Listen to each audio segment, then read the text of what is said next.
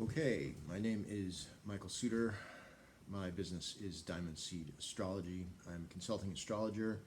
I'm also a researcher and a theoretician and a student of philosophy and cosmology, and I have a great deal of interest in all things pagan thought, animistic thought of European origin, and this series hopefully will be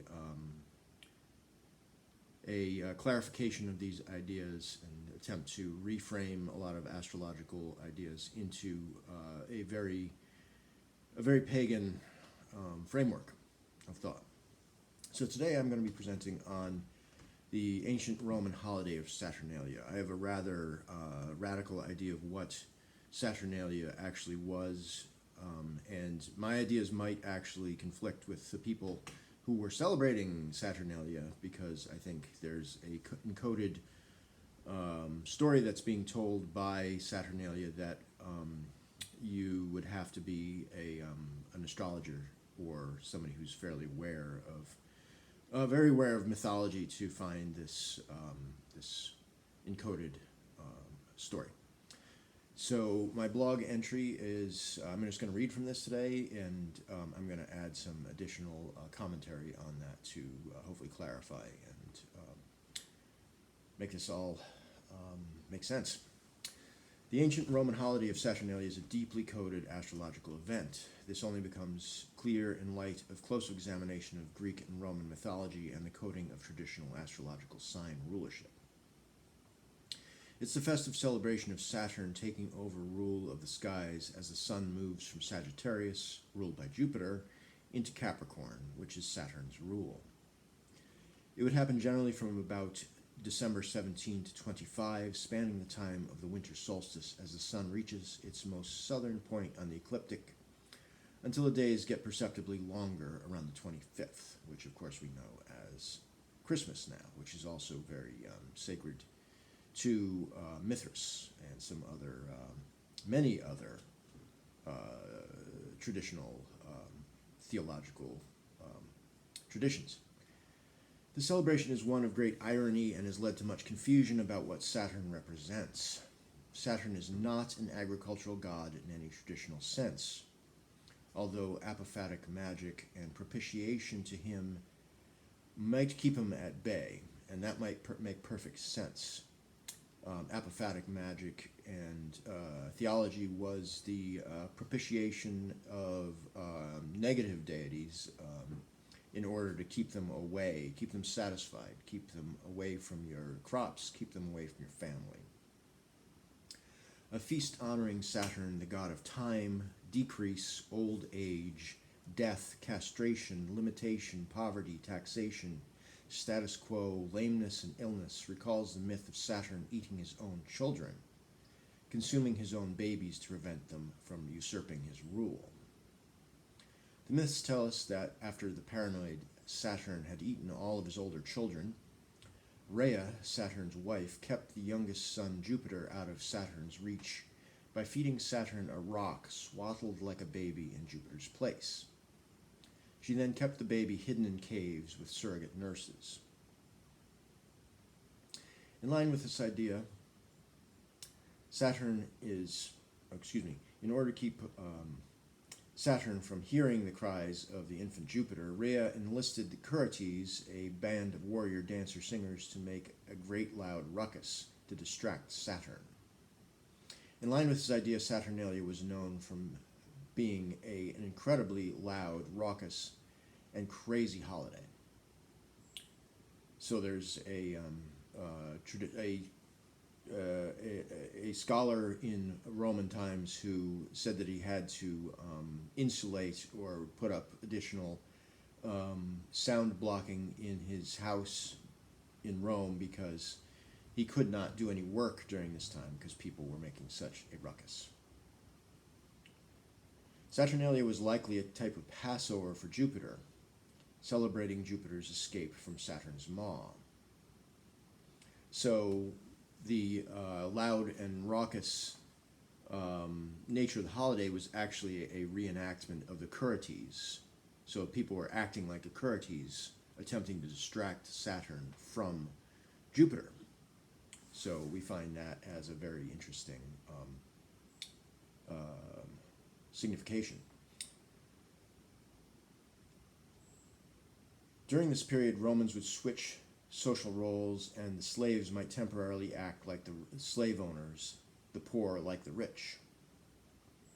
They would even have a lottery by which a temporary new quote-unquote king would be chosen from the lower classes or slaves, who would act out in ridiculous ways, like a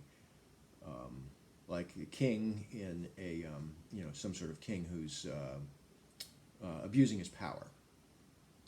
The practice of choosing a new king, quote-unquote, during Saturnalia would likely be the equivalent of Rhea deceiving Saturn with a stone. The foolish surrogate king was a sacrifice, a stone proxy for Jupiter, the real king, giving us the premise for the statement, dumb as a rock. The false king trope is one that has persisted throughout history. During times of real trouble or astrological besiegement, kings or other leaders would often push another person into their position temporarily, or sacrifice a scapegoat in order to satisfy the gods or the masses if the king was unpopular or embroiled in scandal. They would place themselves in the role of Jupiter, while the proxy king would be eaten like Rhea's stone. A successful Saturnalia would metaphorically fool Saturn over the winter months to save the baby Jupiter from Saturn's table. Jupiter rules over the sun's time in Sagittarius prior to Saturnalia, and then assumes rulership over the skies again once the sun is in Pisces in late February. Pisces is a feminine, watery sign, and the masculine Jupiter is known for his many affairs and dalliances. He had many, many children, among them chimeras, gods, demigods, and humans, by many goddesses and mortal women alike. Jupiter's jealous wife, Hera, would often chase down and confront the women who Jupiter seduced and punish them in often horrific ways, but Jupiter himself managed to remain in control and avoid the worst of the consequences. This successful navigation of the feminine world is why Jupiter's rule of this feminine sign makes perfect sense.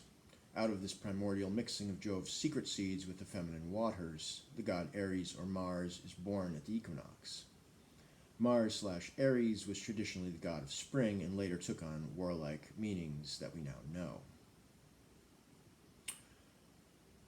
Okay, so I have said in a previous video, I believe, that the archetypal meanings of the planets are actually dictated by the archetype's relationship to the feminine.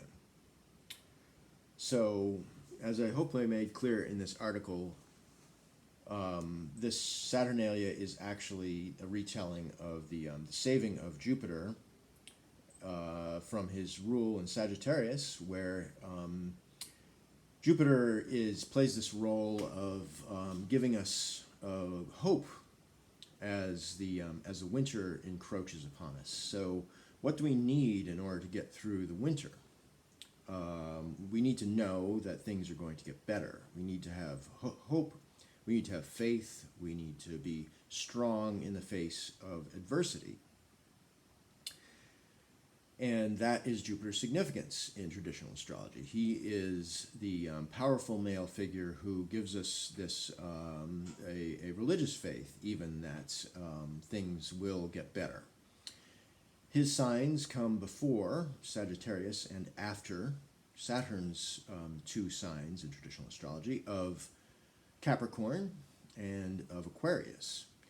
So we can see this encoding of this idea into the zodiac, where Saturn is contained basically by Jupiter. Jupiter comes before and Jupiter comes after. His signs come before and after those of Saturn. So according to this interpretation, we have something radically different. We have, rather than the what you'll see in Wikipedia or History.com or any one of these other sites, you'll see that Saturn being described as an agricultural god, which is very much at odds with the traditional astrological view of Saturn, where he is the god of old age, of being decrepit, and he's also, you can see from the original like creation myth of Saturn, that he is a proxy for Gaia in the time when she was furious at Uranus for having cast cast their children, the Hecaton Keres, the original 50-headed, 100-handed gods, titans, or giants, rather, into Tartarus, because Uranus believed that these giants had been misbehaving, that they were doing damage to Gaia herself, and they needed to be removed. So Uranus did that, but that infuriated Gaia, and she enlisted Saturn as her proxy to castrate Uranus. So Saturn's significations that we know as astrologers, people repeat, are that Saturn rules limitation, he puts in boundaries, he is all the things that I mentioned, which are taxation, status quo, old age, death, limitation, poverty, taxation, lameness, and illness. He is all those things because he is associated with winter, the time when things are limited. So there's another sort of hidden significance in the zodiac, that Saturn is actually a proxy for the dark feminine, the vengeful feminine. Saturn is the one who destroys and removes all of the excessive aspirations of the king, so to speak. He is opposed to the sun and to the moon in the zodiac. Capricorn opposes the moon's domain of Cancer, and Aquarius opposes the sun's domain of Leo. So he is the opposer. He is that which we have come to describe as Satan.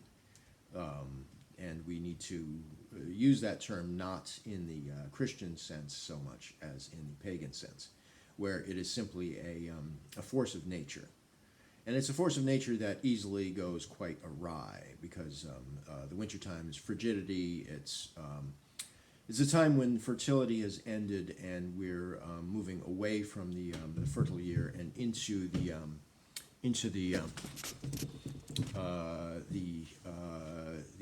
time of frigidity, where the significations of fertility and fecundity are no longer in place. And so again, Jupiter plays this role of giving us hope and faith that the fertile and the fecund year will in fact return. And so we see all of these references within the Orphic hymns to Jove's secret seeds, and it's my belief that those secret seeds are the seeds of hope, these seeds of life that we need to retain in order to get through Saturn's time of limitation and destruction.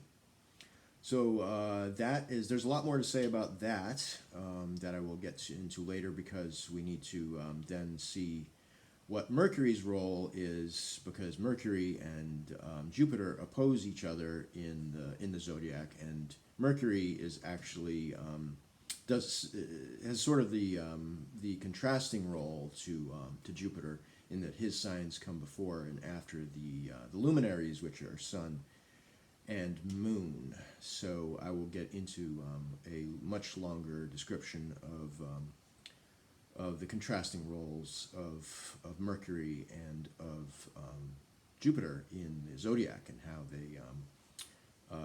they oppose and contrast each other. So that is it for today, and thanks for tuning in. I will be coming up with a lot more of this material in the near future, and fleshing out the entire zodiac in terms of a hidden, encoded set of meanings. All right, thanks very much. If you want to get in touch with me, you can go through my Facebook page at Daimon Seed Astrology, Daimon.